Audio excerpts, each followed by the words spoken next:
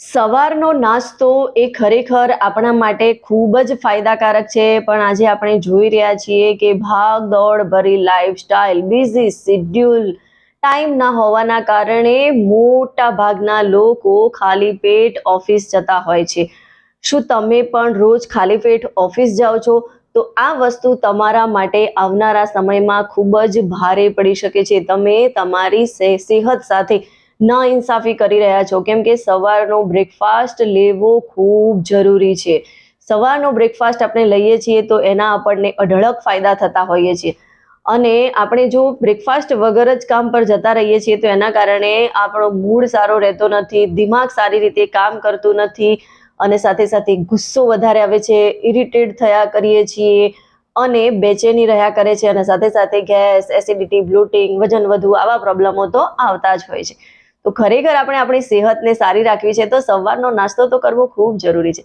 પણ સવાલ એવો થાય કે સવારનો નાસ્તો કરવા માટે બનાવવા માટેનો સમય હોતો નથી, અને કન્ફ્યુઝન એ થયા કરે છે કે સવારમાં નાસ્તો બનાવવો શું. તો આજે હું તમને સવારમાં કયો નાસ્તો બનાવવો જોઈએ એનું બેસ્ટ ઓપ્શન આપી રહી છું. રોજ તમે મંડે થી લઈ અને સન્ડે સુધી અલગ અલગ બ્રેકફાસ્ટ ટ્રાય કરી શકો છો, અને આ બ્રેકફાસ્ટ જે હું તમને બતાવવા જઈ રહી છું એ બહુ જ હેલ્ધી છે. એ તમને પૂરા દિવસ એનર્જેટિક રાખશે, પ્રોટીનથી ભરપૂર. એટલે કે સવારનો નાસ્તો જે આપણો છે એ રાજા જેવો હોવો જોઈએ. એટલે કે એની અંદર બધા જ વિટામિન્સ, મિનરલ, પ્રોટીન, ફાઈબર, આ બધી જ વસ્તુઓ જે સવારમાં આપણી બોડીને નીડ હોય છે એ બધી જ વસ્તુઓ આવી જવી જોઈએ. તો એવા જ કેટલાક બ્રેકફાસ્ટ વિશે હું વાત કરવાની છું. તો સોમવારથી લઈ અને રવિવાર સુધી કયા કયા બ્રેકફાસ્ટ કરવા જોઈએ એ વિશે જાણવું હોય, સમજવું હોય તો મારી સાથે બન્યા રહો. અને હા, આ વિડીયો તમારા મિત્રોને જરૂરથી શેર કરો કે જેઓ જમ્યા વગર, એટલે કે બ્રેકફાસ્ટ કર્યા વગર ઓફિસે જતા રહે છે. તો ખરેખર સોમવારથી લઈ અને રવિવારથી કયા નાસ્તા કરવા જોઈએ? તો સૌથી પહેલા સોમવારે આપણે મસાલા ઓટ્સનો યુઝ કરવો જોઈએ. મસાલા ઓટ્સની અંદર આપણે વેજીટેબલ્સ અને સાથે સાથે બીજા પણ વસ્તુ એડ કરીશું. તો મસાલા ઓટ્સ જે છે એ રીચ પ્રોટીન, રીચ ફાઈબર અને વિટામિન્સથી ભરપૂર થઈ જશે, જે આપણને પૂરો દિવસ એનર્જેટિક રહેશે, ફાઈબર ભરપૂર માત્રામાં મળશે, એટલે પાચન તંત્ર આપણું સારું રહેશે અને લાંબા સમય સુધી પેટ પણ ભરેલું રહેશે. અને સાથે સાથે દાળના દલિયા પણ આપણે બનાવીને લઈ શકીએ છીએ. દલિયાની અંદર આપણે મગ દાળ કે બીજી કોઈ પણ પ્રકારની દાળો એડ કરી એની અંદર વેજીટેબલ્સ નાખી અને આપણે દાળના દલિયા પણ યુઝ કરી શકીએ છીએ. મંગળવારે આપણે મૂંગ દાળના ચીલા લઈ શકીએ છીએ. મૂંગ દાળના ચીલા પણ ખરેખર આપણા માટે ખૂબ જ ફાયદાકારક છે. એની અંદર પણ આપણે અલગ અલગ પ્રકારના વેજીટેબલ એડ કરીને એનું સ્ટફિંગ પણ કરી શકીએ છીએ, દહીં સાથે અથવા તો સોસ સાથે આપણે એનો આનંદ માણી શકીએ છીએ. અને એની અંદર પણ આપણને ભરપૂર પ્રમાણમાં ફાઈબર મળશે. વેજીટેબલ્સ એડ કરીશું એટલે વિટામિન્સ, મિનરલ મળશે, અને સાથે સાથે ફાઈબર પણ આપણને એમાંથી મળવાનું છે. તો એ પણ આપણા માટે સવારનો ભરપૂર ન્યુટ્રિશન વાળો નાસ્તો થઈ જશે. બુધવારે આપણે પૌવા લઈ શકીએ છીએ. પૌવાની અંદર આપણે અલગ અલગ પ્રકારના વેજીટેબલ્સ એડ કરવા જોઈએ, જેથી પૌવાની માત્રા ઓછી હોય અને વેજીટેબલની માત્રા વધારે હોય. તો એ પણ આપણા સ્વાસ્થ્ય માટે બેસ્ટ ઓપ્શન છે.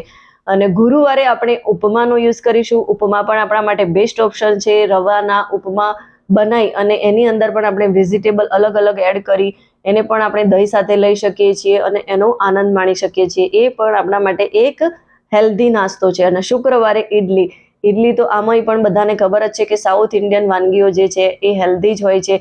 તો ઇડલીનો આપણે ઉપયોગ કરીશું, સાથે સાંભર લઈશું અને નારિયેળની ચટણી. આ ખરેખર આપણા માટે ખૂબ જ સ્વાસ્થ્યપ્રદ વસ્તુ છે. આપણે આનો પણ યુઝ કરી શકીએ છીએ, અને આ બધી વસ્તુ બનાવવા માટે આપણને વધારે સમય લાગતો નથી. શનિવારે આપણને બેસનના ચીલા એટલે કે બેસનના પૂડાનો યુઝ કરી શકીએ છીએ. બેસનના પૂડા બનાવીને એની અંદર પણ વેજીટેબલ્સ એડ કરવા હોય તો આપણે એડ કરી શકીએ છીએ. એ પણ આપણા માટે ખૂબ જ ફાયદો કરનારો બ્રેકફાસ્ટ છે. અને રવિવારે આપણે ઉત્તપમ એટલે કે રવાના ઉત્તપમ બનાવી અને એના ઉપર પણ આપણે સરસ મજાના વેજીટેબલ્સનું સ્ટફિંગ કરી શકીએ છીએ. બધા જ વેજીટેબલ એડ કરી અને સરસ રીતે એનો આનંદ આપણે માણી શકીએ છીએ. તો ઉત્તપમ પણ આપણા માટે બહુ જ હેલ્ધી અને બેસ્ટ ઓપ્શન છે. તો ખરેખર મેં તમને જણાવી દીધું કે સોમવારથી લઈ અને રવિવાર સુધી આપણે કયા કયા પ્રકારના નાસ્તા કરવા જોઈએ, કે જે નાસ્તા ખરેખર આપણને હેલ્થ માટે ફાયદો કરતા હોય, આપણા શરીરનું સ્વાસ્થ્ય સારું કરવામાં આપણને હેલ્પ કરતા હોય. અને તમને હજુ પણ એવું લાગતું હોય કે આ બધું બનાવવા માટે અમારી પાસે એટલો બધો સમય નથી, અમારે બનાવ્યા પછી પણ ઘણો બધો બીજો ટાઈમ જોઈતો હોય છે, અને સારી રીતે ટાઈમ મેનેજમેન્ટ થઈ શકતો નથી. તો તમારા માટે મારી પાસે એનું પણ બેસ્ટ ઓપ્શન છે.